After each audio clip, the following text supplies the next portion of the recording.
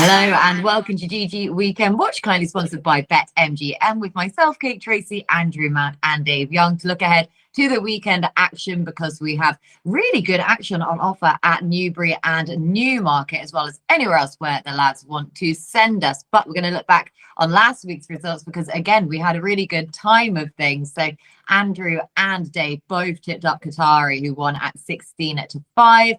Then Andrew tipped up Amaric, who won at 5-4. The Wizard of I, 7-1 in the end. We tipped him up. Well, Andrew tipped him up at a much bigger price. Went off at 7-1 in the end. Proper smash up job there. Dave had Great Generation winning at 100-30, and we had the forecast then with Andrew's selection of Stenton Glider second at 15-2. Dave also had the second in both of the trials. Then Ruby's the Red 100-30, Illinois at 6-4, and then I had a couple of place efforts. Then Luttrell Lad fourth in the Swinton, extra places on offer 22-1, and Ramazan second behind the Wizard of I at 14-1. So Andrew, well done. It doesn't stick in my throat at all to say that. Now, before we get into the action, a reminder to remember to subscribe. We're going to play higher or lower, because last time we did this, we got 41 new subscribers. So Andrew, higher or lower than 41 can we do this week? Oh, I'm going higher. I'm an optimist. Believe it or not. He threatened before we started recording he's going to be more optimistic and less damning of people on this week's show. So he started optimistically. Dave, higher or lower? Oh, definitely higher. It's going to be double or quits this week, so it'll be double bubble. Or quits. Right, higher than it is. No pressure. It's on you to get us beyond 41 new subscribers. Right, into the racing proper then. And we begin at Newbury with the 150, the Sky Sports Racing Stakes, otherwise known as the Aston Park. Group 3, 4-year-olds and over a mile 4. And the Royal Runner, Desert Heroes, the one who heads the betting at 2-1. Middle Earth in next for the Gosdens. So, Dave, would you like to kick us off? Yeah, I'm happy to kick us off. Middle Earth was a nice one from last year, wasn't he? Sort of progressed, beat the rascal that is Denmark at York the back end of last season. The problem is that St. Ledger Stakes, when he ran against Desert Hero, he was a good way behind him. I know you could probably say that maybe he just found the Group 1 company too much, but he's going up against the same horse again. So I do like him. I do think he's a very good horse. Like, he's better than a handicapper.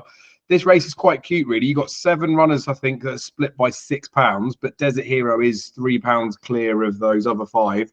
I think he was pretty eye-catching last time as well, obviously having that run. He won second time up last season. I suppose the only slight concern, if you want to try and pick holes, is he was well beat in favourite of this track first time up last term, but maybe it was that he needed the run. Obviously, last time at Sandown ran quite well, first time back, so maybe I'm reaching a bit there. He has won left-handed when he was a 1-7 favourite, but his 3 other wins have come right-handed. So again, maybe I'm reaching a little bit, but like I say, I just think he's the best horse in the race. I think we're actually getting a reasonably fair price about him. He's 2-1 at the time of recording. I know it's boring to start off with a favourite, but I do think in these particular races, the best horse typically wins. He's had the prep run, conditions and everything will just be perfect for him. So as much as there are some decent horses in here, there are none as decent as Desert Hero. So he'll get us off to a winning start. Hopefully so then. 2-1 heading the way, and a decent price, says Dave, then for Desert Hero. Andrew, are you in agreement or looking elsewhere? Yeah, sort of. I mean, his second run after being gelded, he's going to improve. He's going to improve for returning to a 1.5 miles, having won twice this trip before that Ledger third and that narrow defeat on over 10 furlongs to Sandown in his comeback.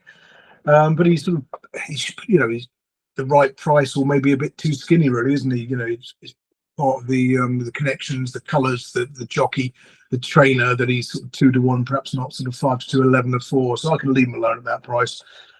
Bolster I wanted to be at Gates because I thought he was flattered by the Pontefract win. He tends to win first time out, and he had the low draw that day, but he's a big price, so there's not much sort of juice in laying that one for a place, which was one angle. And Salt Bay for last year's winning yard was interesting. He was only just touched off, went third to Hamish, or Hamish if you like. On his return, went 33-1. Again, that was also his first one since gelded. And Rafe Beckett does well with horses on the second start after a gelding operation. I thought there was more to come from him. But then you pick holes in him and you say, well, he has now lost 6 in a row since that debut win at Haydock in September 2022. And he's only a 4-1 shot. So, I mean, looking between the two, I'd probably just favour Desert Hero, but the price doesn't get me excited. No, and we've just been talking about the price then, but siding with him, and we're going to make it a hat trick for all of that. I'm going to be more on Dave's wavelength, I think, for the price. I actually thought 2-1 was fair enough then for Desert Hero in this one. And I really like Middle Earth as well. Of course, Kieran Maher is on the ownership of Middle Earth now, so no prizes for guessing where he's going to end up eventually. But well, hopefully so if all continues to go well for Middle Earth. But Desert Hero, I mean, he is just a proper group performer over middle distances, isn't he? So his group 3 should be well within his capabilities. And I'm glad to see that the gelding operation has had no sort of detrimental effect on him, because we never really know fully. But he posted a joint career best last time out, second by a head in the group 3 Gordon Richards Stakes at Sandown, which looked a really good renewal as well. And the final result tells us that then in comparison to previous years, and that was over a minimum trip for him, as you've just been saying, the pair of you over 10 furlongs, and also running to the really smart Okeechobee, who was ridden off the pace in a well-run contest.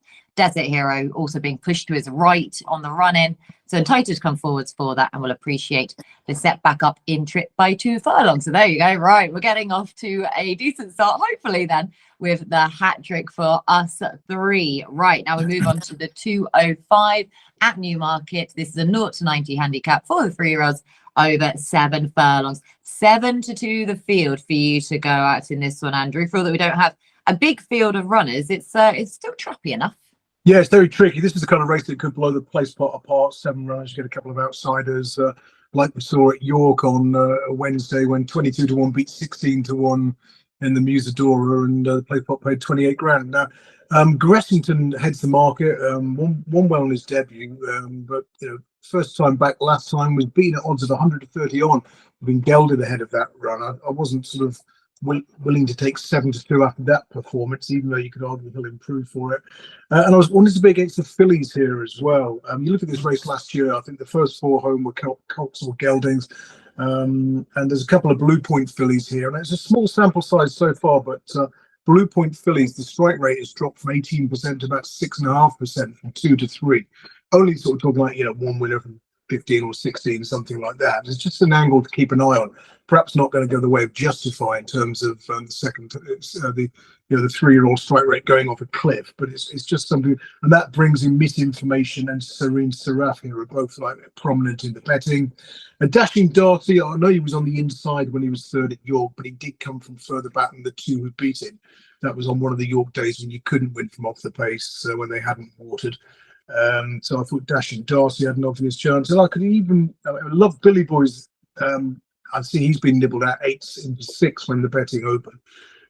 But you look at that race last time out, in 19-runner handicap he ran in here, and the first 6 home came from stalls 5, 2, 6, 3, 4, and 1 of 19. So basically the 6 lowest drawn runners finished 1, 2, 3, 4, 5, 6. So the sort of conclusion to draw from that is that the low drawn runners were flattered, and maybe he's not going to back that up. And Venture Capital, I can make a case for at a massive price. Kevin Rhymes runner bombed out over a mile at Musselburgh on his comeback, but coming back to 7 furlongs on what will hopefully be quicker ground, second run after being gelded, he could go well from the front possibly. So I'll go Venture Capital, but it's flipping tricky, and Dashing Darcy was my second in. But Venture Capital is a 25-1 outsider of the field. Dashing Darcy at 5-1. But yeah, I think you make the case there that this is a tricky little contest. So Dave, did you have any sort of further ease and I guess of solving it? Yeah, I felt like I was relatively confident, sort of as confident as you can be in a race where you've got, I think you said 7 runners in there, 6 of them are 6-1 or shorter. Yeah. Gressington's the one that's already started to tighten up a bit at the head of the market, 7-2 now. Was sort of 4-5-1 when final declarations come through, and I thought he was a reasonable price at those prices. I still think the 7-2 is okay about him, and I'll tell you for why. He ran like first time he ever ran, I think he ran on the all-weather, and he stepped forward for the run after. For all that he won the first time, his next run after was decent. The form of that race after as well, right? So he ran behind Volterra. He won himself a handicap at this track earlier this month off a mark of 82 and is now rated 91. Gressington gave him £3 in that run in September. and he's now running in here off of 83. So I think the form lines of that work up quite well to say his mark looks good. Even more curiously in that race, Redcar the third, Speed and Bullet also won handicap debut at this track. That was also over the 7 furlong trip. Volterra stepped up to 1 mile. He was rated 79 when he won that. He's up £4 from it, so he's up to 83. Same mark as Gressington, but Gressington spanked him when he ran at Redcar. So I've got no doubt that Gressington is well handicapped. Yes, he got beaten odds on first time up, but like I say, he improved for the run last year. So I'd be more forgiving than probably Andrew is on that instance. It is like not necessarily tricky, but the Redcar bit there, those horses that are running that race have clearly handled the track after. So while you can have some horses that might not always get on with the Rolling Mile at Newmarket, I've got no concerns with Gressington. I can see him being supported, but he's probably like in and around the right sort of price. So yeah, like I was more excited about him when he was a little bit bigger. I still do think he'll win the race, but the fact that he was beaten odds on last time, the fact that we're hoping he handles the track and he might not, you'd want a bit more compensation in the price possibly. But Gressington, I do think will win the race. He's about the right price though. About the right price, and it's 7-2 in here then for Gressington. But yeah, really interesting race, and of course we're going to do plenty of learning about the ground at Newbury and Newmarket then tomorrow on Friday with the racing there to be able to factor in. Right, the 225 at Newbury, the listed Carnarvon Stakes for the 3-year-olds over 6 furlongs. Relief Rally, who had that wonderful time things last year, still needs to prove herself essentially that she has been able to up her form or train on then as a 3-year-old, but she heads away at 4-1 for William Haggis and Tom Marquand. So Dave, I feel that she's going to be a filly that's going to divide opinion in this one. So which camp did you fall in?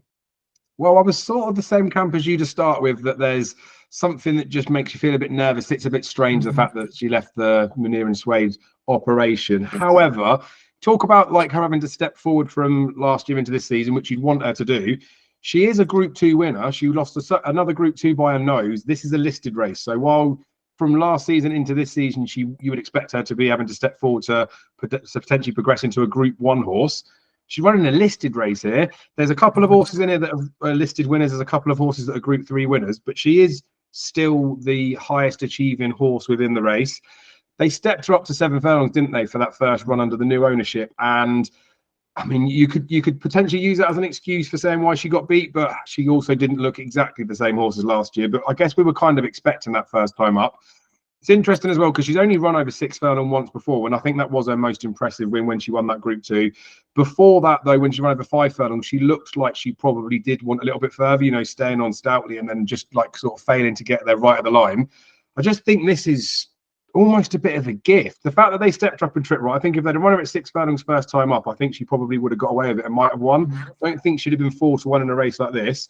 And they sort of priced up like it's a handicap race. But I think if you look at it, even as a handicap, with her figures, she gets a few pounds from the boys as well. She's well clear of these. I think she should be stupidly short. Like I think she should be a lot shorter than 4-1 anyway. I reckon she should be sort of like a 6-4 poke.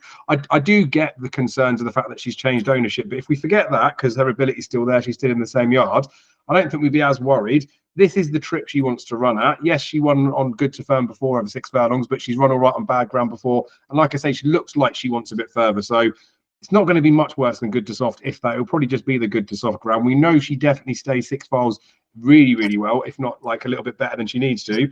The class of these rate horses that are in against her, I don't think any of them look like they're going to have stepped forward enough to be able to catch up a Relief Rally. So as much as I did have those concerns about first time up, I thought she'd be the type of horse she'd be taking on in a race like this at 6-4. So being 4-1 is just offensive almost. And not that I would play it this way, because I'd happily just slap her up at 4-1. There's 4 places up for grabs, a fifth of the odds. So if you really wanted to play percentage and safety, there's no way she's outside the first 4, is there? So from a risk reward perspective, it's relatively low risk for quite high reward. But I'll be going all in. Relief Rally definitely wins this race. She's better than a listed horse.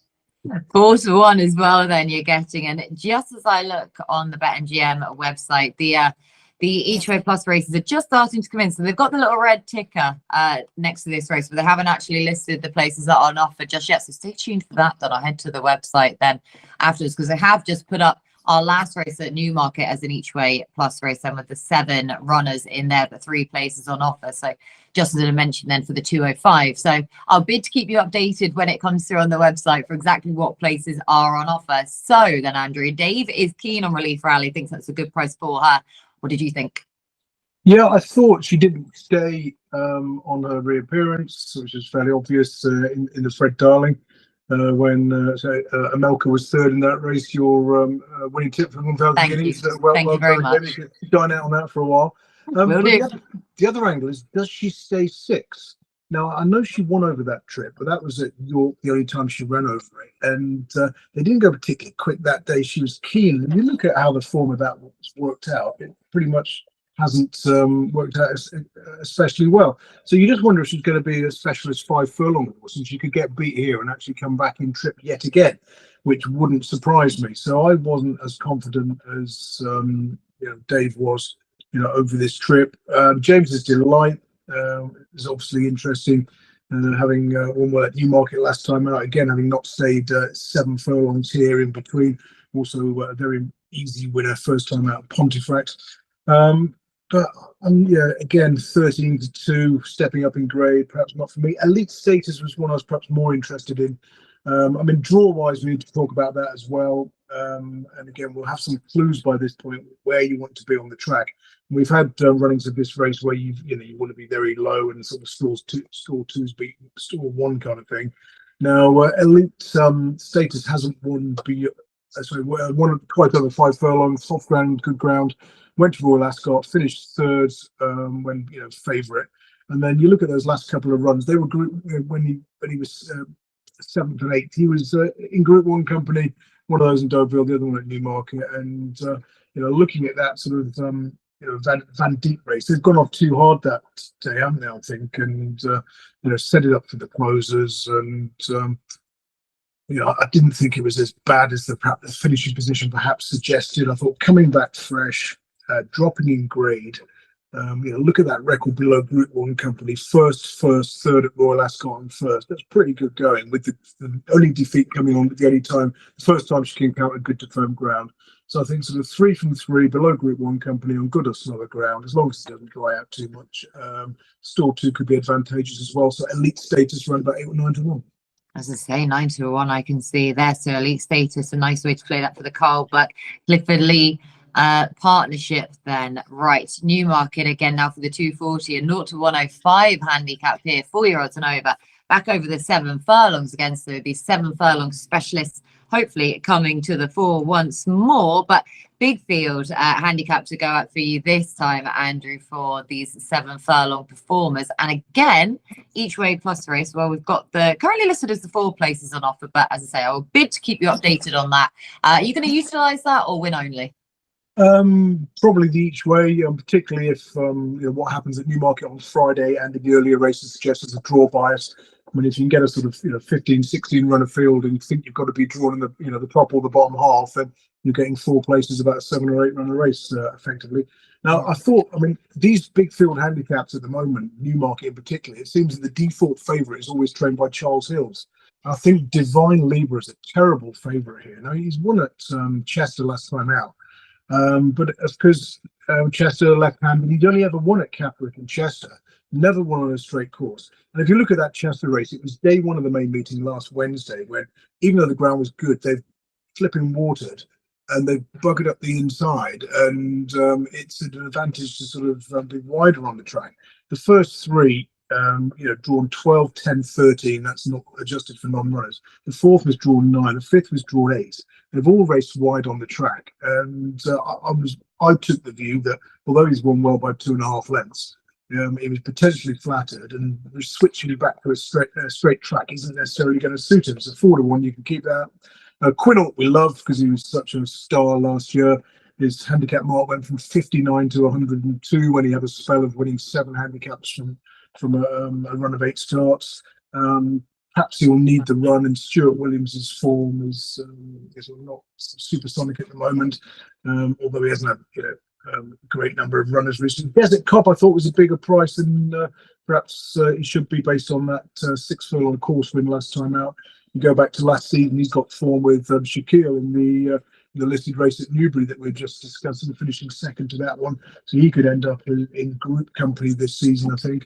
Summerghand had no luck, so he got hampered by the loose horse at York yesterday on Wednesday, but 7 furlongs, not necessarily right. But he keeps going off at shortest prices based on that good comeback run on the rolling wire when he did best of the closers. But he's a horse you want to be back in August time, and proper high summer rattling fast ground, and he's 10, so you don't be suckered into backing him at a single figure price.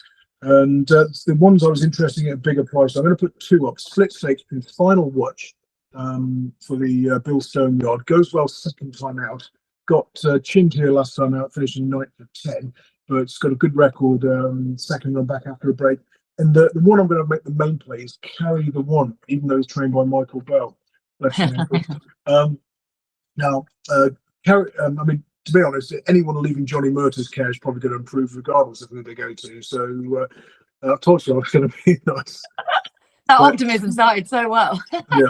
Now, this one was a real eye catcher, I thought, over course and distance on his first run for the yard. He's finished at 25 to 1, 9th of 16 at the Craven meeting when the tailwind was assisting the front runners. You look at the sort of 4 of the first 5 home raced up to the pace that day. The races worked out with Misty Gray, who was best of the hold-up horses, in 3rd, coming out and winning at Newcastle. I mean, Percy's Lad, the 2nd, was prominent. I thought might have been flattered, but he still came out and won at Chester the other day. So Carry the One, I thought, did really well to go down by 6 lengths in mid-division in that race. He's then gone to Ascot behind the Wizard of Eye last week. Now, you look at that. Draw played a big role in the race. You had to be drawn middle to high, more towards the stand side. All those who were drawn very low finished out the back of the telly. He's been switched sharply to the left early on, lost a lot of ground as a result, and made some modest late headway to finish just under 8 lengths behind the winner at 28 to 1. So, assuming there's a level playing field, he's drawn in stall 5. I've not looked to see where the pace is and how much pace there is, etc. But yeah, I thought Carry the One at 33 to 1 was too big. 33 to 1. You did also give a bit of a mention there before with Final Watch at 25s, but 33 to 1 then. Carry the One for his favourite trainer, Michael Bell, then for Andrew. Dave, big price then put up by Andrew. Were you thinking along similar lines, or? No, I wasn't, and I feel like I'm glad I've gone second because Andrew will be telling me off because I'm going to put up Summerghand again.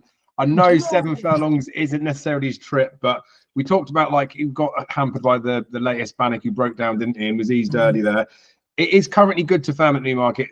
Like it might go a little bit slower than that, but like in the past, he's only tried 7 furlongs a few times. He's run okay over it. I think a long time back he ran behind Woven. He wasn't bad yesterday at York behind LA Dancer, albeit off like a much lower mark. So because of the style that he rides at, right? Obviously they're out the back, they're trying to get their spaces through. When he ran behind Desert Cop, I don't think Daniel Tugg covered himself in glory that day. He just didn't really seem to be bothered after he didn't get close enough to begin with to sort of ride out the finish. So each way punters would have been annoyed, aka me. But he's dropped down £1 for it. Yes, obviously he wanted to have a go at the York race and it's not worked out and they're just coming here anyway. And yes, there'll be plenty more opportunities to do him, but sort of handing over the relay baton from Rapper last season, being the pensioner that I'll just keep backing until one day they pop up at a price. Andrew is right though, like touching on the fact of like betting them at single figure prices, you're mad to put them up, but I am a little bit mad. So it would be very tentative, right? These are really nice races. There will be lots of good winners in there, but I do feel like, especially on the flat, these straight races where you need a bit of luck in running, there'll just be lots of hard luck stories. So I'd never get heavily involved in these ones, but I would really kick myself. And Summerghand did actually get the gaps and managed to stay on the ground, was all right for him to win this one. So I'll stick with him, but it's a tentative vote. There's better betting opportunities for me on Saturday. 11 to 1 poke then, the old boy Summerghand, 10-year-old now, and of course after, bless him, getting hampered in that horrible incident there just 3 days prior to when he's going to be running, it would be great to see him getting back to winning ways. Now the each way plus races have come through. Now for that 205 at Newmarket is 3 places, 5th of the odds, and that race we were just talking about in the 240 at Newmarket, 4 places, and just for the housekeeping, the 225 at Newbury, 4 places each way plus race.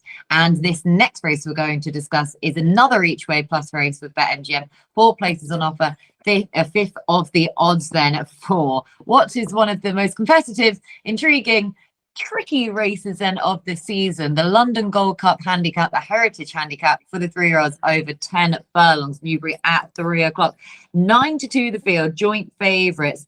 Chantilly and King's Gambit in this one, Dave. So yeah, loads of unexposed talented 3-year-olds to go up, but who knows? Well, yeah, who does know? But this for me is a much more exciting handicap. I feel that there's probably 5 or 6 horses in here that you could make a bit of a form case for, or you would expect to be improving throughout the season. So I've no doubt there'll possibly 1 or 2 hard luck stories, and there will definitely be future winners coming out of here. There's 2 horses that I'm going to give a strong mention to, and I say a strong mention. There'll be 2 horses that I'll bet in this race. One of them I was always going to bet on handicap debut. The other one, I'm not necessarily was always going to bet on handicap debut, but I think this is a massive opportunity for the horse, and it is his handicap debut too. So I won't spend too long going through everything, but the ones that obviously got like No, please do. I want to watch this Salisbury race. All happy. I'll go nice and slow. And it's a mile 6 as well. So well, Chantilly's the favourite, right? All ground on really form is on really bad ground. So I'm lukewarm on Chantilly, and who wants lukewarm cream, right? So Chantilly can be a favourite, but it's probably going to get beat. King's Gambit's the one that I genuinely cannot understand how his opening mark of 93 has been given. It's the type of ones where you look back and think the BHA have just gone, I'll give him that. And then when it wins, they'll look back and go, why did you give him 93? That was ridiculous. He's won at the track. I feel like they've kept him exclusively to this track for a reason, right? I think he's got a real obvious chance. So the race where his mark looks like it's real light in there. The winner he gave £6 to is now rated 108. Admittedly, he's done his winning a little bit after that race, but still, he was only beaten ahead by a horse that's rated 108 now, and he gave him £6. The third was a further head back, is now rated 99, and they ran off a level weights. Bearing in mind, King's Gambit is running off a 93 here, and even the fourth, that was 8 lengths behind the third, is now rated 87. So the 93 opening mark for King's Gambit just looks wrong. He's 9-2, should definitely be favourite. I think we'll go our favourite. Buick's been booked for the handicap ride. Like I say, raced exclusively at the track. Looks the most obvious type of handicappy one to do it. But you get these obvious ones, and then sometimes a little fly in the ointment comes in. So this is a horse that will, I don't think it will be Goshen standard, but he's either going to make me like a genius or an idiot at some point in the season. And I don't really need any more confirming that I'm a bit of an idiot. So Fighter Command is a horse that I watched run first time up, was really impressed with him, just looked really green and inexperienced, and the type of horse you just think, oh, this is going to make into quite a nice type. Next time out, went to Yarmouth, 8-11 favourite, obviously was well found because of that first one. Everyone was thinking the same. And then I don't think he ran that badly, but he was really, really keen, and it was more of an educational ride, I'd say, than anything, where they held on to him. Whereas you're the sort of person watching it thinking, to get the best result out of him, just let him go. Why are you making him wait? Anyway, they did that. They held him back. Then the time after he ran again was sent off 8-11 again. They did let him go on a little bit. There was an unseated jockey in there, which you very rarely get a loose horse in a flat race, but it happened, and it lit him up a little bit, and he was really keen again. So he still got the job done. Now, he beat a horse that day that was wearing a hood, so that horse may have been shirking the issue, but the two of them pulled a bit clear. I thought that Fighter Command started to show a bit of sort of, I don't know, say tenacity. Looked like he was growing up a bit for a horse that was quite green. I think he's all right, to be fair. He's going to go against horses here now that are in the mid-90s, and he's run against horses there in those maiden races where some of them will be able to run to 70s and 80s. Some of them will be running to 50. So he's not going to have so many terrible horses in the race. It's going to be a bigger field where I think he might get a bit of cover. Yes, there's a bit of a risk that he might be too keen, but he's 8-1. Way too big a price. If the horse had been set in any races, he either would be rated about a stone higher or he'd be priced a lot shorter. So the fact that he hasn't been means we get compensated for it. I would be happy to upgrade him. So King's Gambit's the definite one that is well handicapped. Of that, I have no doubt. But if someone's going to chin him, if Fighter Command settles in any way, shape or form in this race, Fighter Command is about a stone better than the mark they've given him. So I'll play the pair. It just looks a really exciting race. There'll be loads of winners that come out of this, I'm sure of it. Oh, 100%. Yeah, it's one of those races, isn't it? But 2 handicap debutants then for Dave. But King's Gambit, the main play for the win purpose at 9-2, and Fighter Command 17-2. Could still be anything. Andrew, loads of unknowns in here. So how did you start to solve it? Yeah, this is always a fascinating race. You look at the recent Roll of Honour. You had horses like Defoe won this off 88 before being rated 119. Time Test won this off a lowly mark and was then rated 121, I think, on retirement. Communicate, again, a winner in the 80s ends up getting a rating of 115. Bay Bridge, another one, I think, 119. So now the interesting thing is those who run in a handicap haven't got a particularly good record in this. The last 10 renewals, 7 horses prepped in non-handicap company.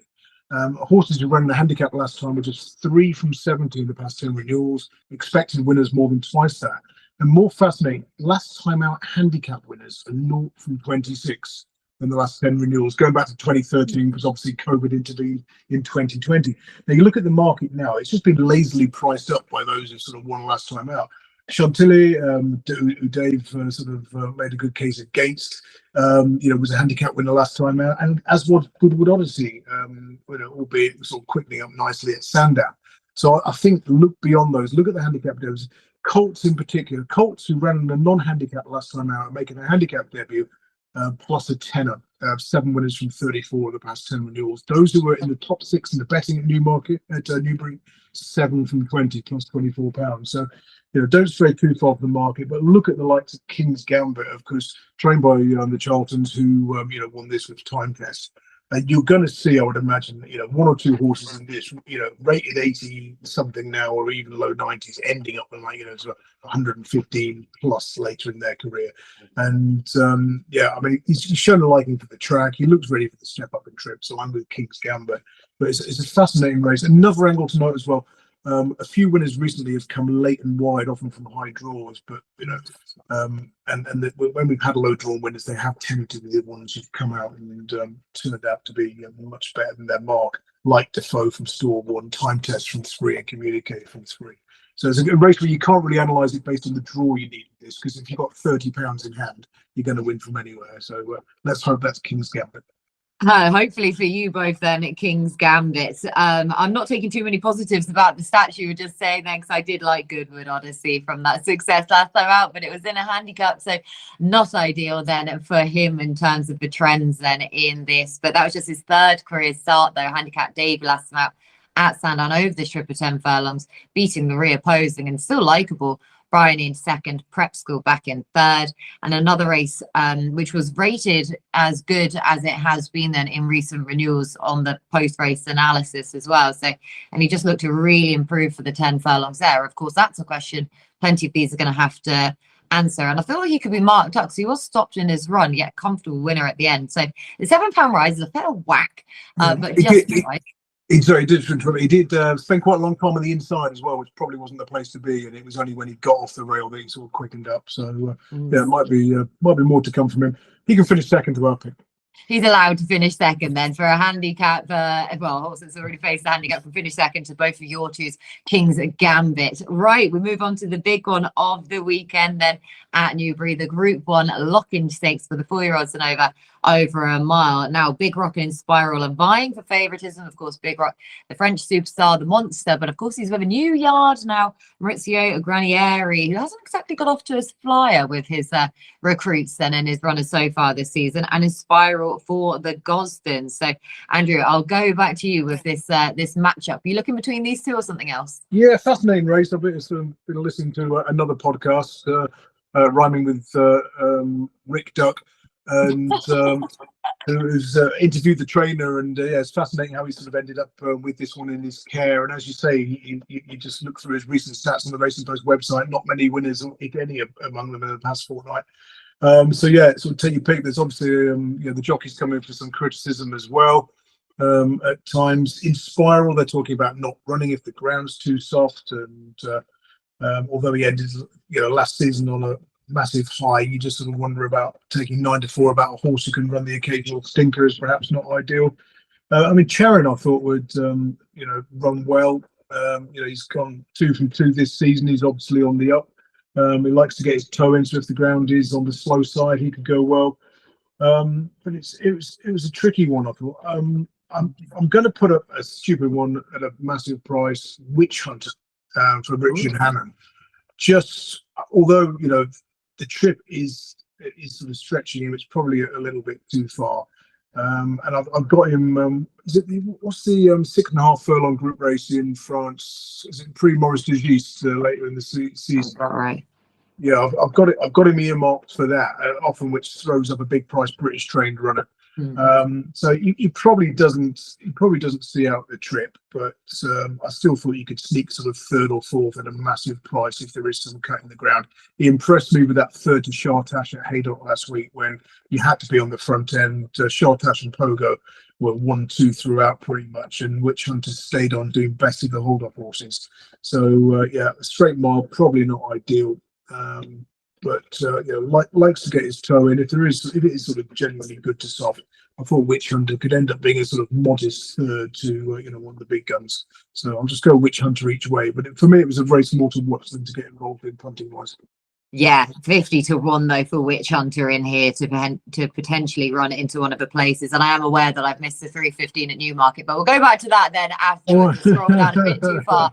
So Dave, we better stick with the Lockinge then for now, the Group 1, now that we're on this train of thought. So yeah, which camp did you fall in, of Big Rock or Inspiral, or do you just not care about those two? Oh, no, definitely care about these two. Look, this is a race where I know you get some real good races at the start of the season. Like, obviously, the others are the classics and people get excited about them. Frankel and Baid are recent winners of this. Like, this is a race where very, very, very, very good horses win it. And there will be some that will throw their hats in the ring. But I feel like a lot of people just want to be in the race that was won by a Frankel or a Baid.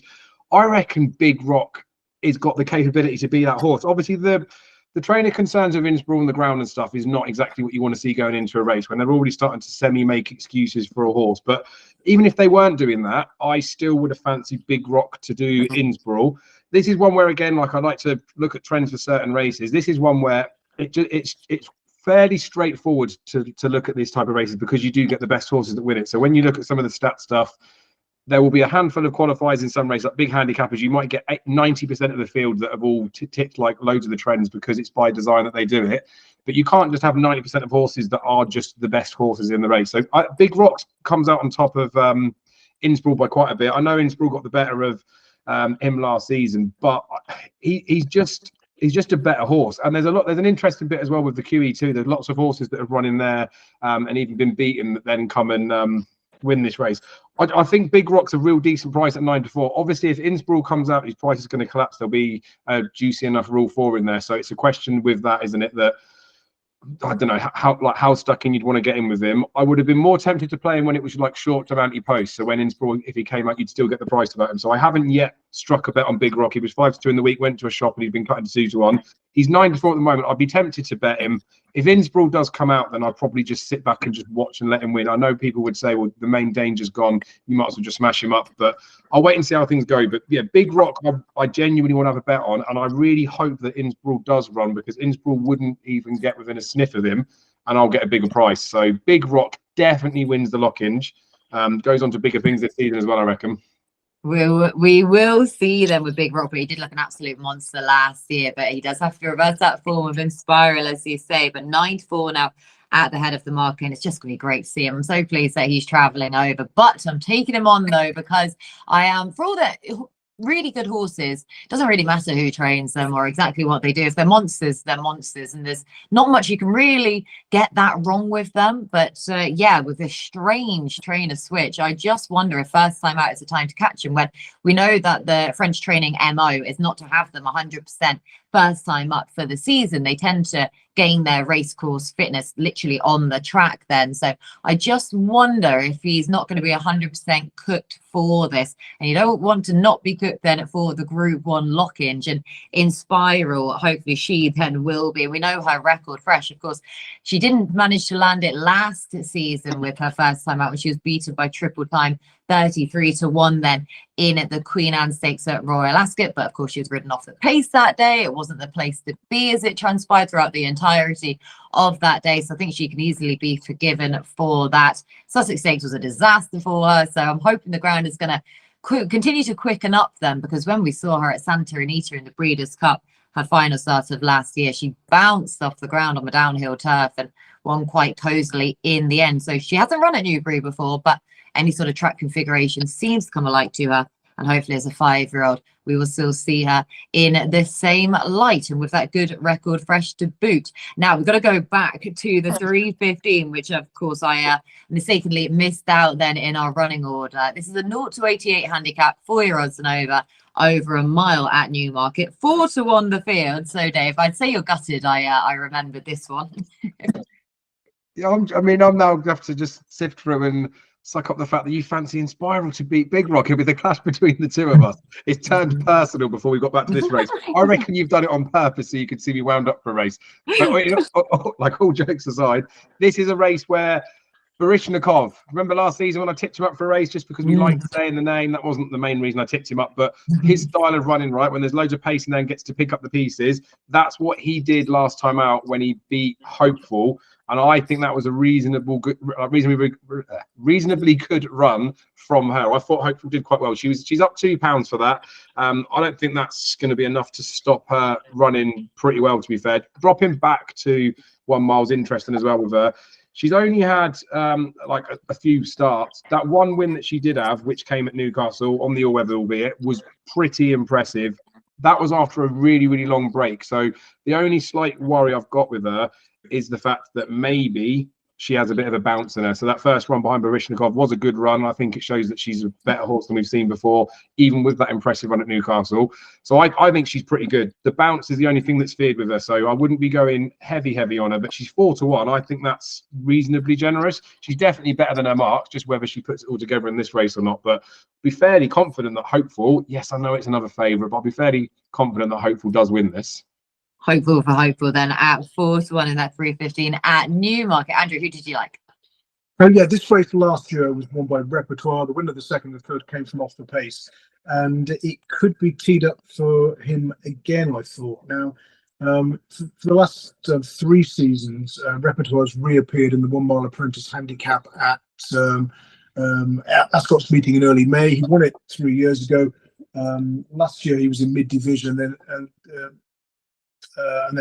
then came on to win this race second time out. This year he ran a good race in it again, finishing 4th. So I thought Repertoire looks to have been laid out for this again. And looking at the pace scenario, you've got Dashing Roger likely to lead. Cabinet of Clowns is a all-out front runner. Hopeful can go from or near the front. So there was enough in here to make me think they could just tee it up. So yeah, I thought, yeah, Repertoire 10-1 off the pace, David Simcock. And Great Blasket was the other interesting one. Holly Doyle on board.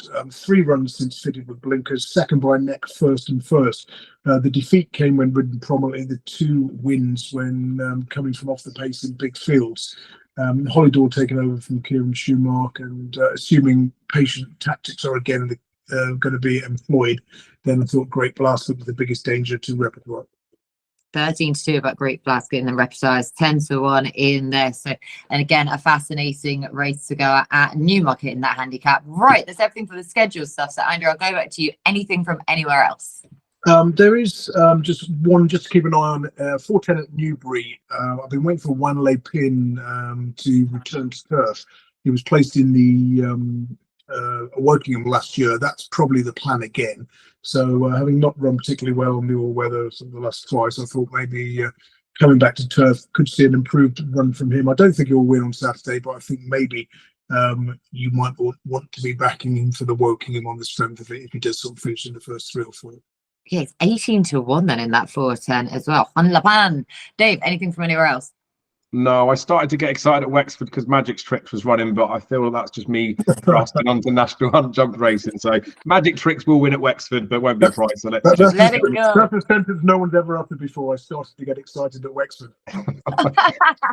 Only Dave could ever say that sentence. Said, let it go, Dave, let it go until we get to October. We'll have that as our syndicate horse. When we get a GG syndicate horse together, it'll be called Excited for Wexford.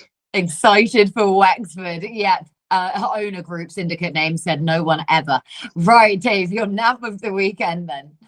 Oh, I definitely am channeling my inner Andrew Mount in the fact that I'm not 100% sure. There's quite a few that I like. I think I've got to go for Relief Rally, though. I cannot believe the 4-1 is available about her. I think she's a good thing.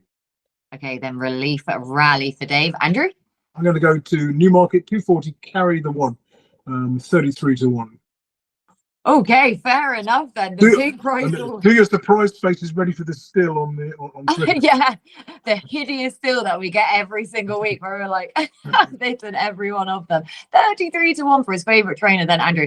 And just to wind up Dave further, I'm going to go Inspiral in the Lockinge then, just to see his disgusted face once more. Right, that is everything from us on this week's show. So big thank you to Dave and to Andrew for all of their hard work as per usual. Big thank you to our sponsors, BetMGM. A bigger thank you to you. Remember to subscribe. We're going to try and go higher than 41. We'll keep you updated on that then on next week's show. But enjoy the action this weekend, and we'll speak to you again next week.